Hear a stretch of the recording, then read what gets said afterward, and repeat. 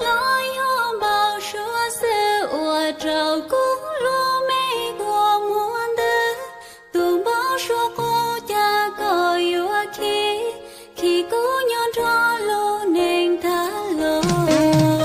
2 năm bạn thay đổi như thế nào? 2018.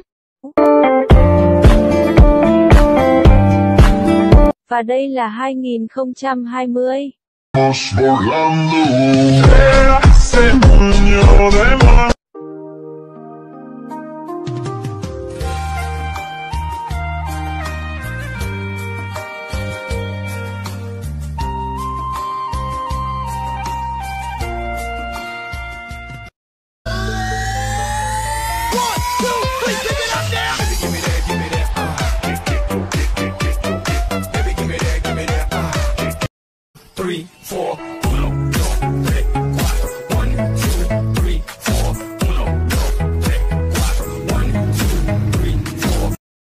Mình soi sáng nắng trên niềm nhớ nhưng chào về ai nữa đây. Em có biết anh còn thương nhớ em không vậy?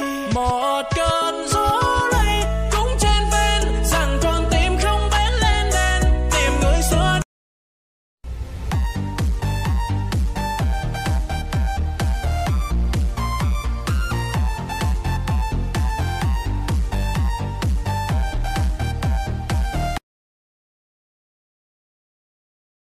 Một pha xử lý duy nhất của tanker số 1 thế giới đến từ Hà Tĩnh. Và tôi khuyên các bạn là không những gọi cả họ, cả tổ sư nhà các bạn vào xem cùng, mà các bạn hãy chạy ra đường, các bạn thấy ai thì lôi cổ vào xem cùng cho tôi. Bởi vì đây là một pha xử lý đỉnh cao nhất thế giới.